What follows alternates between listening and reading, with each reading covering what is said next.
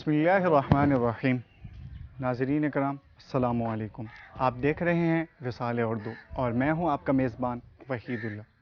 नाज़रीन इकराम, हमारा प्रोग्राम मुफ़्लिहून यानी कि कामयाब लोग, आज की इस नशिस्त में हम आपकी मुलाकात करवाएंगे अमानतुल्लाह से, जो कि पहले एक क्रिश्चियंस थे और अब अल्हम्दुलिल्लाह वो मुसलमान हो चुके हैं। आइए अमानतुल्लाह भाई से मुलाकात करते हैं। अस्सलामु अलैकुम अमानत भाई। वालेकुम सलाम। कैसे हैं आप? अल्हम्दुलिल्लाह। अमानत भाई, हम आपके समी में क़ल्ब से शुक्रगुज़ार हैं कि आप हमारे नाज़रीन के लिए यहाँ तशरीफ़ लाए और हमारे लिए वक्त निकाला। जज़ाकल्लाह। तो अमानत भाई, मेरा सबसे पहला आपसे सवाल ये है कि आपने इस्लाम कैसे कबूल किया, तो वो चंद जो तफसील है थोड़ी सी, तो वो आप हमारे नाज़रीन के साथ। ये मोहतरम, ये जो बात है ना, ये एक बहुत अहम है कि मैं पहले क्रिश्चियन ख़ानदान में पैदा हुआ। तो पैदा होने के बाद मैं जब होश संभाला तो मैं ऐसे रास्ते पर चल पड़ा जो जहन्नम की तरफ जाता है। वो था काले इल्म का काम जो मैं करता था। वो काम करते करते काफ़ी अरसा गुजर गया, लेकिन एक दिन ऐसा आया कि मुझे अपने दिल से ये मानना पड़ा कि मैं गलत जा रहा हूँ, कि मैं गलत कर रहा हूँ। तो मैंने अपने दिल से ये वादा कर लिया कि मैं ये काम अब नहीं करूँगा, मुझे जितने मर्जी पैसे दिए जाएं या जो मर्जी भी हो। तो मैंने अपने जितने भी मुझे चाहने वाले लोग थे, मेरे पास आने वाले लोग थे, उनको मैंने ये कह दिया कि अब मैं ये काम नहीं करूँगा। जब मैंने ये काम छोड़ा तो मेरा नुकसान होना शुरू हो गया, ये कि मैं बीमार पड़ गया। तो मैं इस बात को ये महसूस करने लगा कि मैंने अपने दिल से तौबा की है कि ये मेरे ऊपर मेरा रब जो है वो आजमाइश डाल रहा है, इसलिए कि आया कि मैं कहीं बदनीयत तो नहीं हूँ। तो जो मेरा रब्बुल इज़्ज़त है वो बहुत मेहरबान रब है, उसके पास बहुत ऐसे ख़जाने हैं जो इंसान को देना चाहता है, मेरे समेत, लेकिन इंसान लेता नहीं अपनी गलत कार्यों की वजह से। तो अब जब मैं बीमार पड़ गया तो मुझे खून की उल्टी आई। मैंने मसलन इलाज मुआवजे के लिए डॉक्टरों के साथ रब्ता किया। रब्ता करने के बाद डॉक्टर ने मुझे ला इलाज कर दिया। वो कहने लगा अब ये बचने के काबिल नहीं। मेरे घर वालों को कहा इसको घर ले जाओ, इसकी खिदमत जो करनी है करो, बस अब इसका मसला ख़त्म है। तो मेरा साथी था, उसने मेरी तरफ देखना और रोना। तो एक दिन ऐसा हुआ, मुझे मालूम नहीं था कि मुझे डॉक्टरों ने जवाब दे दिया। डॉक्टरों ने ऐसा किया कि जब जवाब दिया तो हमें दवाई शवाई भी कोई नहीं दी, भी ना कोई लिख के दिया, कुछ भी नहीं दिया। तो मेरी घरवाली मेरी तरफ देख कर रोया करती थी। तो मैंने उसको एक दिन बोला कि तू ऐसा क्यों करती है, रोती क्यों है? वो मुझे कहने लगी हम कैसे करेंगे वक्त गुजारा, क्या होगा हमारा। मैंने कहा जो ऊपर रब्बुल इज़्ज़त है ना, वो कुल आलम का मालिक है, वो सारे काम करता है। वो मेरे गले लग के रोना शुरू कर दिया। तो मुझे उस दिन महसूस हुआ कि डॉक्टरों ने इनको कुछ ऐसा कह दिया कि जो इनकी बर्दाश्त से बाहर है। तो मैंने अपने रब से ये इल्तिजा की, ऐ रब्बे रहीम, मेरे जी अगर गुनाहगार को नहीं तो तेरे जी बख्शनहार को नहीं। जे अगर मेरी जिंदगी है तो मैनू तंदुरुस्त कर दे, अगर नहीं है तो मैनू अपने कोल बुला ला। डॉक्टर ने मैनू रोटी नहीं खान देंदे, उन्हें मना की सी। वो जो दुआ मैं की है, मैनू नींद आ गई। जिस घड़ी नींद आ गई तो मेरी घर दी मैनू हाथ ला ला के चेक कर रही है कि ये जिंदा भी है या नहीं है। لیکن میرے بھائی یہ میرے رب کا نظام ہے، وہ مجھ سے کیا کام لینا چاہتا ہے یہ مجھے نہیں پتہ، لیکن یہ مجھے پتہ ہے کہ اب جب اس نے رب العزت نے مجھے زندگی دی ہے کہ اس کا کوئی مقصد ضرور ہے۔ تو جب مجھے نیند سے میری آنکھ کھلی تو میں نے اپنی گھر والی سے بولا کہ مجھے نہ کھانا دو اور روٹی بنا کے دو۔ وہ کہنے لگی کہ روٹی تو ڈاکٹر نے منع کی ہے، جوس یہ وہ پانی شانی دیتے تھے۔ میں نے کہا نہیں، آج تم کھانا دو مجھے روٹی۔ انہیں پتلی سی پھلکا سا بنا کے دیا، میں نے وہ کھایا۔ میں نے کہا ایک اور دو، میں نے 2 پھلکے کھائے، پھر سو گیا۔ اس دن سے میری صحت بہتر ہونا شروع ہو گئی۔ جب بہتر ہونا شروع ہو گئی تو وقت ایسا آیا، میں نے چلنا پھرنا شروع کر دیا۔ چلنا پھرنا شروع کر دیا تو مجھے لوگ اتنے ایسے ملے جو کہ وہ کہتے تھے اگر بھائی آپ ایسا کریں، آپ کو رب نے دوبارہ زندگی دی ہے، آپ اگر اسلام میں داخل ہو جائیں نا تو آپ کا جتنا بھی پچھلا گناہ ہیں وہ آپ کے دھل جائیں گے، ایسے ہو جائیں گے جیسے ماں کے پیٹ سے ایک بچہ پیدا ہوتا ہے۔ تو یہ باتیں میرے دماغ کو نا ٹچ کرتی رہیں۔ تو میں ایک مرتبہ ایک مولوی صاحب کے پاس گیا تو وہ مولوی صاحب کہنے لگے، میں نے ان سے بات کی میں اسلام میں داخل ہونا چاہتا ہوں، تو مجھے کہنے لگے بھی یار میرے پاس تو وہ سرٹیفکیٹ نہیں ہے جو اسلام میں قبول والا ہے، آپ وہاں چلے جائیں۔ کسی اور جگہ کا بتایا، میں ان کے پاس گیا، وہ بھی اسی طرح کہنے لگے۔ پھر ایک اور مولوی صاحب کے پاس گیا تو انہوں نے بھی یہ مجھے، یعنی کہ 5-6 مولویوں کے پاس گیا میں، تو ایک مولوی صاحب نے مجھے یہ بات کہی کہ آپ بیٹھے، آپ کو کسی سرٹیفکیٹ کی ضرورت نہیں ہے، بالکل آپ ایسا کریں اسلام میں داخل ہوں، کلمہ پڑھائیں۔ انہوں نے کلمہ پڑھایا، الحمدللہ الحمدللہ الحمدللہ میں آج مسلمان ہوں۔ الحمدللہ میری بیگم نے بھی کلمہ پڑھا تھا، اب جو وہ دنیا میں تو نہیں رہی، لیکن وہ بھی میرا یقین ہے اب جنت الفردوس میں ان کا گھر ہوگا، کیونکہ اسلام میں یہ دلائل جو اسلام میں دیے جا رہے ہیں قرآن پاک میں، وہ اسی بات کے دلائل دیتے ہیں، ملتے ہیں کہ جو آدمی کلمہ پڑھ لیتا ہے اس پر دوزخ حرام ہو جاتی ہے۔ تو میرا تو یہ یقین ہے اور ایمان ہے۔ پہلے مجھے نیند نہیں آتی تھی، اب میں ایسے ہی جب عشاء کی نماز پڑھ کے سوتا ہوں، لیٹتا ہوں منجی پر، تو مجھے ایسے نیند آتی ہے جیسے ماں کی گود میں بچہ سو جاتا ہے۔ تو میرے محترم، میں تو ہر انسان کو یہ دعوت دوں گا کہ اسلام میں داخل ہو اور سچے اور مسلمان پکے بننے کی کوشش کرے۔ تو جیسے کہ حضرت امام بخاری فرماتے ہیں کہ مسلمان میں کہ جھوٹ میں شفا ہے، ہمیں وہ مسلمان بننا چاہیے کہ جو لوگ دیکھیں، کوئی مثال دیں کہ وہ فلاں آدمی جو ہے وہ واقعی مسلمان ہے۔ یہ نہ ہو کہ یار اس نے داڑھی تو رکھی ہے، وہ ٹوپی تو پہنی ہے، سلوار تو اونچی کرتا ہے، لیکن نماز بھی پڑھتا ہے، لیکن کام سارے اس کے فلاں ہے۔ ہمیں چاہیے اللہ سے دعا مانگیں اور اس کے حضور سے اس کی رحمتیں مانگیں۔ امانت بھائی، وہ کون سا موڑ تھا جب آپ نے فیصلہ کر لیا کہ اب میں نے اسلام کی طرف جانا ہے اور اب میں نے اسلام قبول کرنا ہے؟ میرے بھائی، یہ بہت اچھا سوال کیا آپ نے۔ یہ جب میں بیماری سے ٹھیک ہوا ہوں نا، تو میں نے یہ فیصلہ کر لیا، کیونکہ لوگ مجھے بار بار یہ باتیں کہہ رہے تھے کہ یہ اگر آپ جتنی دیر یہ کام آپ نہیں نہ کریں گے اتنی دیر آپ کو فائدہ نہیں ہوگا۔ تو یہ جب فیصلہ میں نے کر لیا تو قاری عبدالوکیل صاحب ہیں، انہوں نے پھر ہماری اس بات پر رہنمائی کی۔ رہنمائی کرنے کے بعد انہوں نے ہمارے ساتھ سارا جو سلسلہ کیا، وہ ہماری جو ان باتوں کا اجالا، یعنی کہ مجھے انہوں نے تعلیم بھی دی, سارا کچھ کیا, ساری باتیں کی, تو ہمارے ساتھ انہوں نے کمپرومائز کیا.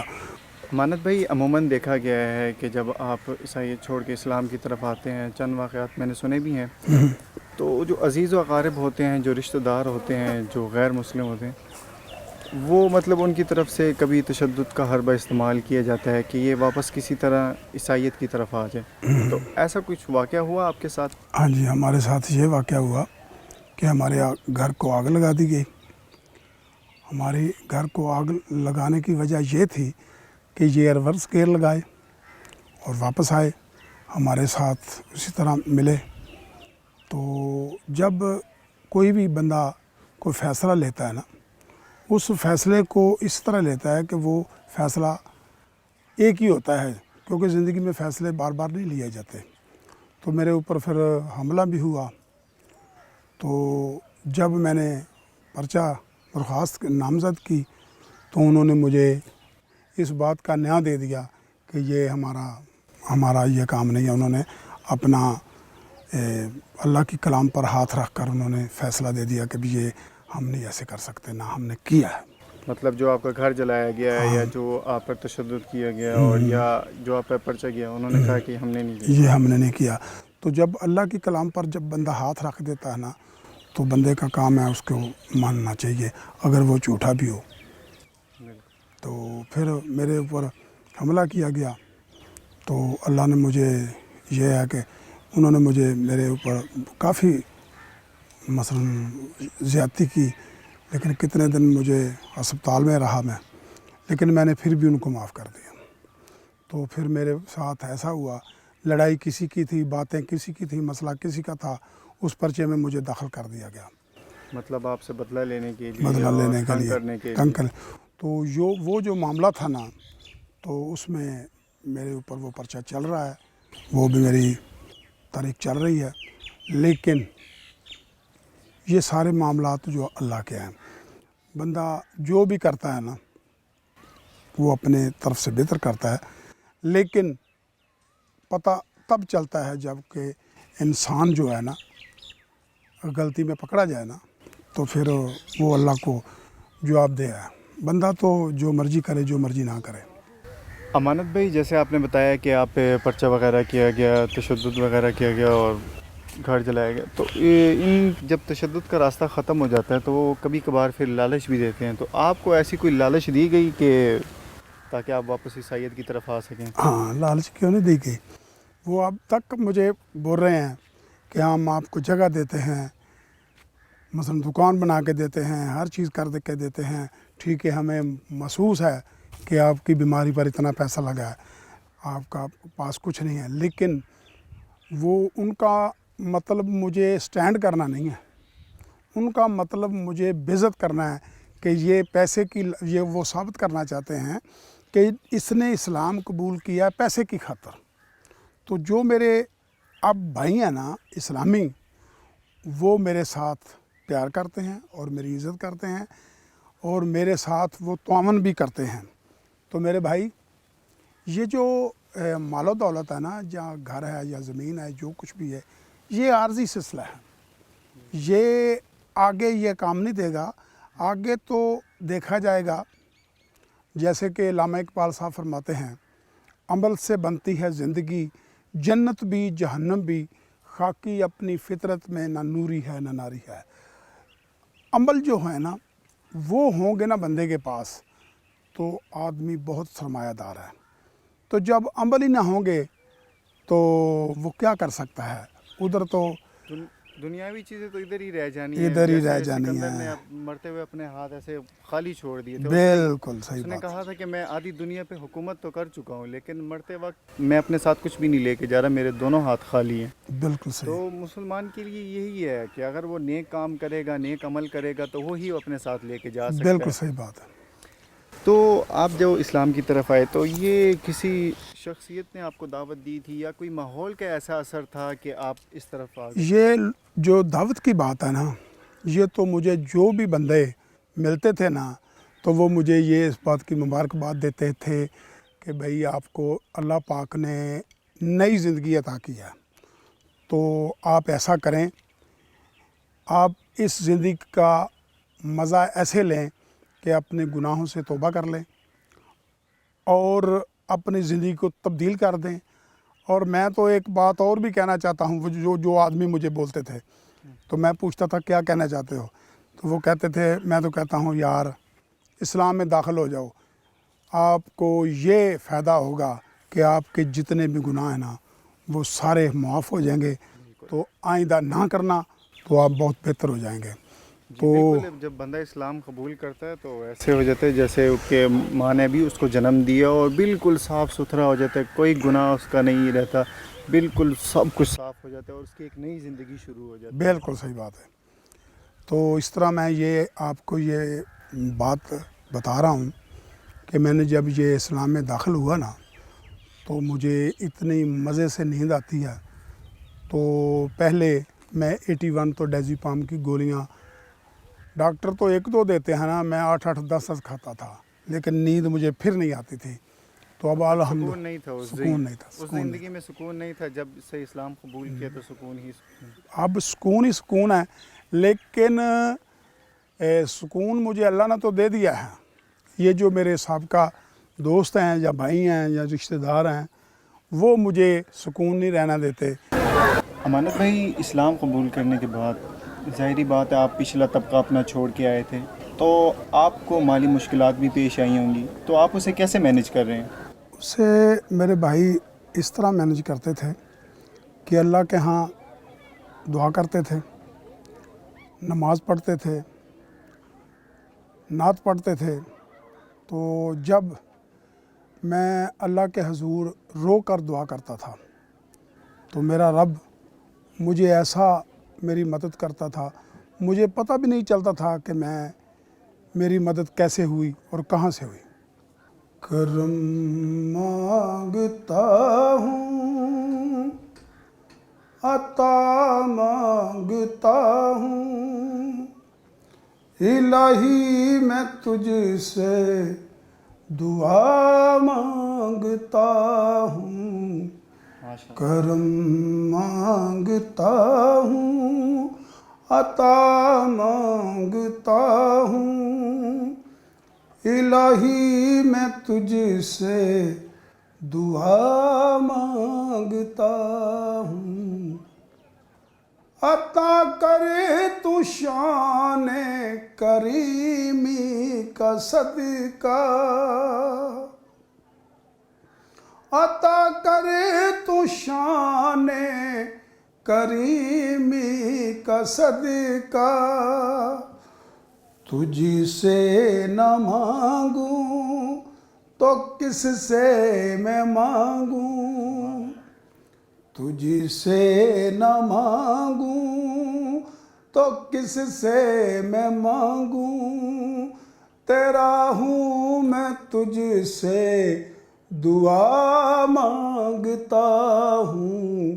کرم مانگتا ہوں، عطا مانگتا ہوں، الہی میں تجھ سے دعا مانگتا ہوں، دعا مانگتا ہوں. جو مخلص ہیں ان کو دولت عطا کر، جو مخلص ہیں ان کو دولت عطا کر.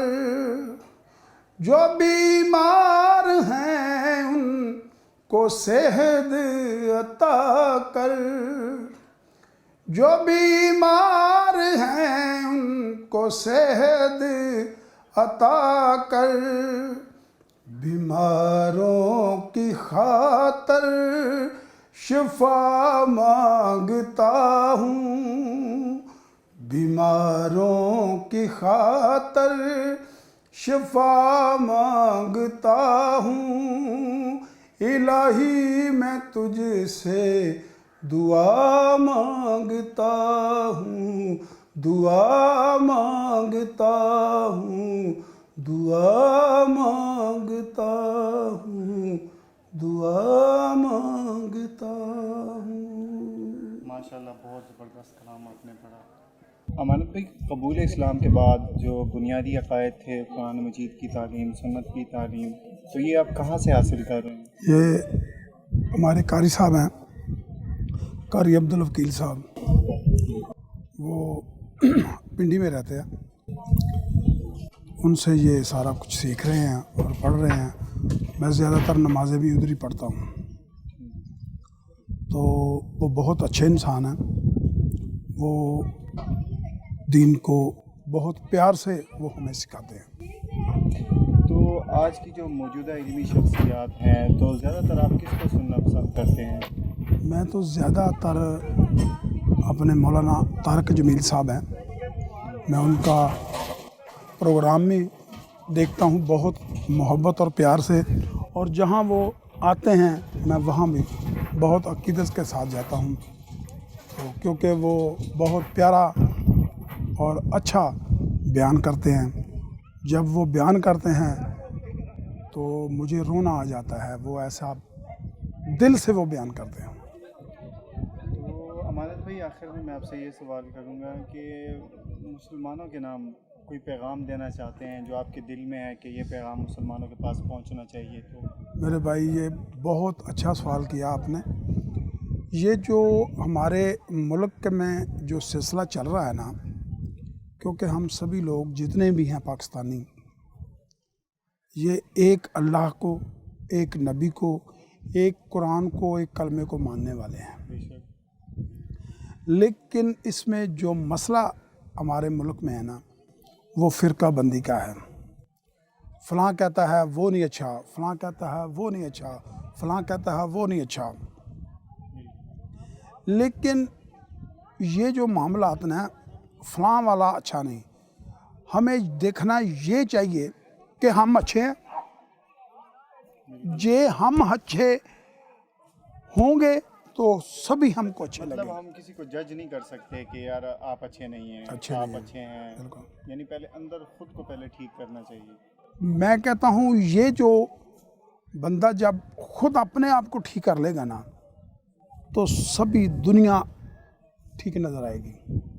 تو میں یہ جو ہمارے عالم دین ہیں، کیونکہ میں تو ایسا اتنا علم نہیں رکھتا کہ میں ان کو سمجھاؤں یا ان کو کچھ کہوں، لیکن یہ میں پیغام دوں گا کہ پاکستان میں اتنے لوگ ہیں جو اسلام میں داخل ہونا چاہتے ہیں، وہ ڈر کے مارے نہیں ہوتے۔ وہ کہتے ہیں کہ یہ جو آج کا مسلمان ہے نا، آج کا جو اس وقت موجودہ دور چل رہا ہے، ایک دوسرے سے ہمیں سبق لینا چاہیے، لیکن ہم ایک دوسرے سے سبق یہ لے رہے ہیں کہ ہم بے ایمانی کے ساتھ کتنا پیسہ کما سکتے ہیں، وہ ایسے کر رہا ہے مجھے بھی ایسے کرنا چاہیے۔ یہ نقل نہیں، نقل جو یہ کرنی چاہیے کہ فلاں آدمی یار اتنی نمازیں پڑھتا ہے، 5 نمازیں پڑھتا ہے، تحیت بھی پڑھتا ہے، مجھے بھی ایسا کرنا چاہیے۔ لیکن ایسا ہم نہیں کرتے۔ ہم ایسا کرتے ہیں، ہمیں جب کوئی حرام کاری کی دعوت دیتا ہے یا کوئی جوئے کی، شراب کی، گندی گلیت کی دعوت دیتا ہے تو ہم بھاگ کر جاتے ہیں۔ لیکن جب اذان کی آواز ہمارے کان میں پڑتی ہے، ہمیں نیند آنی شروع ہو جاتی ہے۔ ہمیں اپنے آپ کو درست کرنا بہت لازم ہے۔ ہماری جو اللہ کا قرآن اور اللہ کا نبی جو ہمیں سکھاتا ہے، وہ یہ ہے کہ ہمیں اپنے آپ کو دیکھنا چاہیے، اپنے گریبان میں جھانکنا چاہیے، آیا کہ ہم دین کے احکامات پورے کر رہے ہیں یا نہیں کر رہے۔ اگر نہیں کر رہے تو کرنے چاہیے۔ اگر ہم حقوق اللہ کو پورے کرتے ہوئے حقوق العباد کو بھی پورا کرنا چاہیے۔ تو تو میں یہ ریکویسٹ کروں گا سب اپنے عالم دین سے کہ یہ جو فرقہ بندی ہے، اس کا کوئی بیٹھ کر حل نکالے، اور جو کوئی نیا بندہ اسلام میں داخل ہونا چاہے اس کے لیے ایسی آسانیاں پیدا کرے کہ وہ جیسے مجھے پریشانی بنی ہے، میرا گھر جلا دیا، مجھ پر مار کٹائی کی، مجھے کیس کر کے اندر بھیج دیا، تو یہ جتنے بھی پاکستان میں لوگ ہیں وہ اسلام میں داخل تو ہونا چاہتے ہیں، لیکن جب ہمارے جیسے بندے کو دیکھتے ہیں نا، وہ یار اس کا تو یہ حال ہو گیا، اس کا تو ایسے ہو گیا، تو پھر لوگ ڈر جاتے ہیں، مطلب وہ حالات سے گھبرا جاتے ہیں، کچھ نہیں کرنا چاہیے۔ تو امانت بھائی آپ کا بہت بہت شکریہ، ہم تہ دل سے آپ کے مشکور ہیں کہ آپ جزاک نے اللہ، قیمتی وقت نکالا اور ہمیں اپنی یہ ردات سنائی۔ جزاک اللہ۔ اور ہماری بھی یہی دعا ہے کہ جو فرقہ واریت ہے یہ کسی طرح ختم ہو جائے، تاکہ جو لوگ مسلمان ہونا چاہتے ہیں، جو کرسچن ہیں یا کسی اور مذہب سے ہیں، وہ اسلام کی طرف آنا چاہتے ہیں تاکہ ان کے لیے آسانیاں پیدا ہوں۔ ہم اللہ سے دعا یہی کرتے ہیں کہ اللہ آسانیاں پیدا کریں۔ آمین۔ اور بہت شکریہ، آپ نے ہمیں بہت مہربانی۔ السلام علیکم۔ ناظرین کرام، آپ نے ہماری گفتگو امانت بھائی کے ساتھ سنی، ان کا درد دل سنا۔ جیسا کہ وہ کہہ رہے تھے کہ ہماری امت میں گروہ بندیاں، فرقہ واریت بہت زیادہ ہے اور ایسا نہیں کرنا چاہیے۔ وہ بتا رہے تھے کہ کافی ایسے غیر مسلم ہیں جو مسلمان ہونا چاہتے ہیں، لیکن جب وہ یہ چیزیں ہم لوگوں میں دیکھتے ہیں تو وہ دور ہی ہو جاتے ہیں۔